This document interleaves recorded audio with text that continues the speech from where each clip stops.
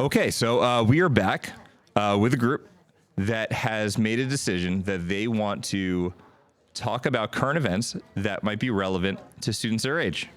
There's so much news out there. There's so many news sources. There's so many kind of variety of sources. Sometimes smaller local things would happen. Sometimes things that, involve our country, other countries, just the state, whatever else. But these guys kind of dig and dig and dig until they find stuff that they think is kind of interesting, and they do it their way. So without further ado, I am going to hand it off to Aditya and Prithav.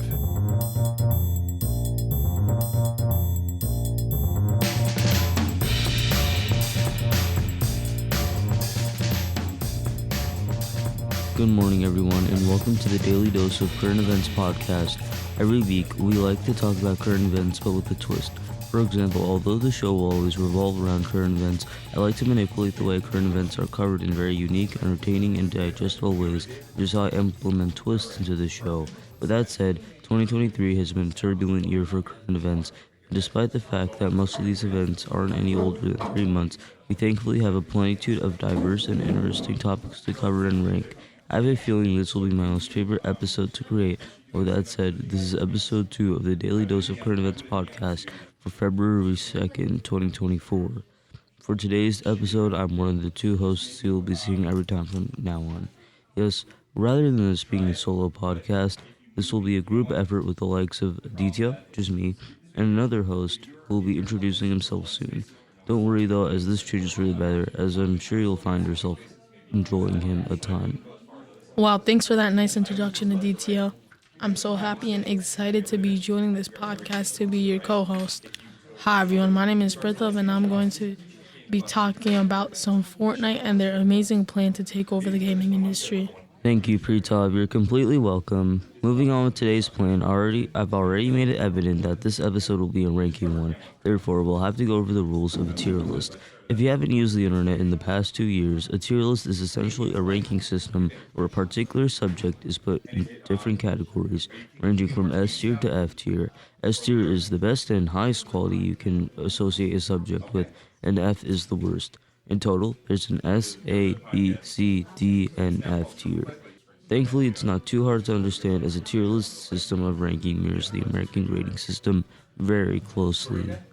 Nice. I really enjoy ranking, so this will be a breeze to cover. I'll be contributing first for the next segment, so let's talk about the amazing work Fortnite has done within the gaming industry and what their holds for the future are.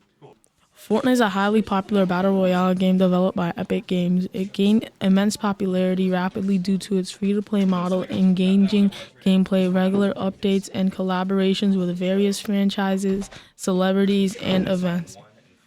However, the landscape of the gaming industry can change just as rapidly as Fortnite's growth, and I'm confident with my knowledge of this beloved franchise is still fairly accurate even today.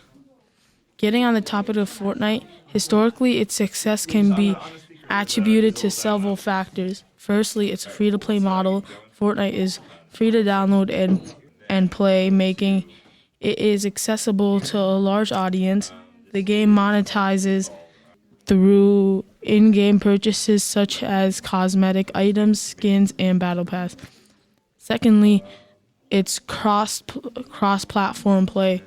Fortnite supports cross-platform play, allowing players on different gaming consoles, PCs, and even mobile devices to play together, broadens its players base, and enhances the social aspect of the game.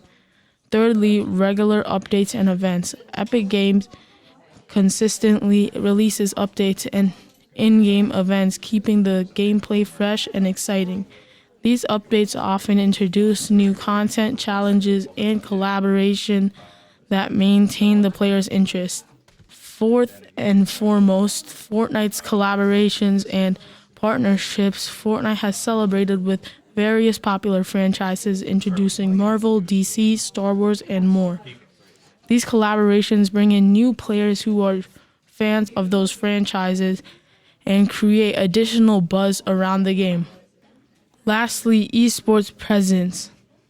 Fortnite has made efforts to establish itself in the esports scene by organizing tournaments with substantial prize pools. This is not only promotes the competitive play, but also attracts attention from the broader gaming community. It's essential to check the latest news and updates to understand how Fortnite and Epic Games are evolving their strategies, as gaming industry is dynamic and subject to change.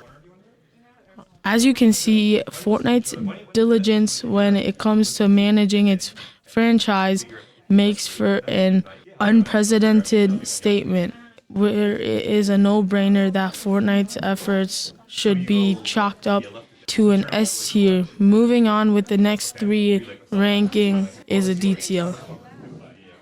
Thank you, Prithav. That was definitely by far the best performance on this podcast as of late. The next topic to rank is the 1996 Shrek Animation Test. Obviously, including something from 1996 doesn't make sense in context of the podcast, as 1996 was 27 years ago. However, this animation test has actually been missing for as long as its conception. The full test itself was actually found 2 weeks ago, making it one of the biggest finds of 2023 for the lost media community.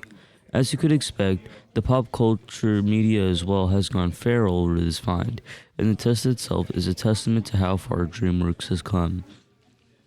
The test itself begins with a first-person view as a camera pans into a medieval castle in between 2 vast stone pillars.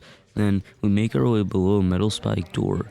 In the next scene, we see the titular Shrek dancing to I Feel Good, an iconic song you've probably heard on the radio before. Naturally, this test was made when CGI was still in its infancy, therefore Shrek's dancing looks extremely janky, and the visuals, and I'm referencing the castle here, look very cheesy as well. Not to mention, Shrek's 1996 design is extremely off, and what early internet would deem as nightmare fuel. On top of that, everything looks like it was animated with clay props doused in oil, which makes the viewing experience all the more peculiar and surreal.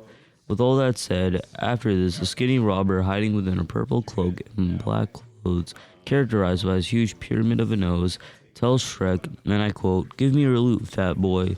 Of course, since Shrek is a 600-pound and 8-foot-tall ogre, he simply laughs this ruffian off as he tells him, and I quote once again, "Bite me." When he says this, his face moves so fluidly that it really catches you off guard, because modern CGI has only come up to its way of movement up until now, and to see Shrek do it from 1996 is really jarring. You really wouldn't expect so much texture on his face, yet the DreamWorks animators managed to do it flawlessly, which makes me feel bad for how long it was missing.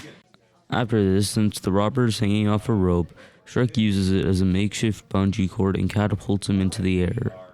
Shrek then gets back to singing, of course in the jankiest manner known to mankind. For the time it was made, the test was very good when comparing it to other animations of the same time, e.g. Toy Story, which, although was defining for its time, it looks way too plasticky comparative to this animation. Yet, due to the abysmal VHS quality it was found in, I feel it's only appropriate to rank this animation within the A tier. In my opinion, it's Shrek's motion capture movements which really threw me off. And finally, we have our second to last topic to rank, which has had me perplexed for the past 2 days. Of course, I'm referencing the discovery of a new solar system near Earth. According to Brian S. McGrath, astronomers have discovered an unusual solar system near Earth. It's made up of 6 planets orbiting a star, and what makes this system rare is that the planets' orbits appear to be coordinated.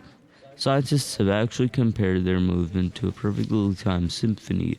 On top of this, thankfully this doesn't spell a disaster for humankind, as no asteroid is going to wipe us all out as a result of these planets, but it is cool to consider that rather than the solar system being a result of the universe constantly expanding, it's just really old.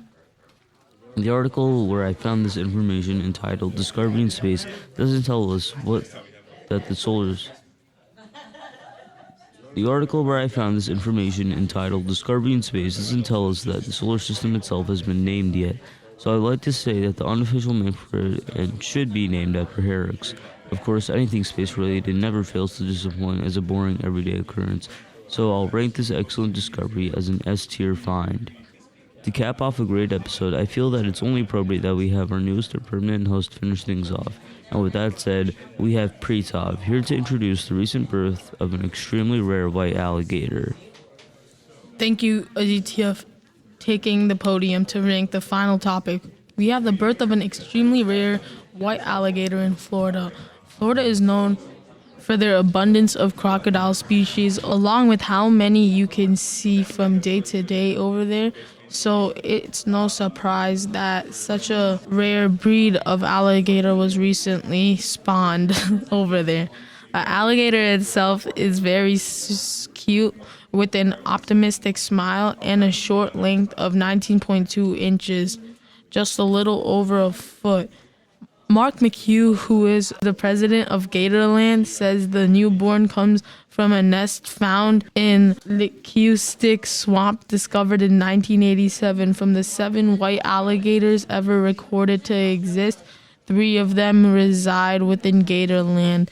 I can only wish that this spunky little reptile has a bright future, as the twinkle in its eyes solidifies the fact that it will be a leader among its fellow reptile peers. Something as rare as this happens once every century, and so I have to give this topic a fat A tier. It seems that this marks the near end of the show, so I'm very grateful to be permanent host from now on. Hopefully, I'll see you all next episode.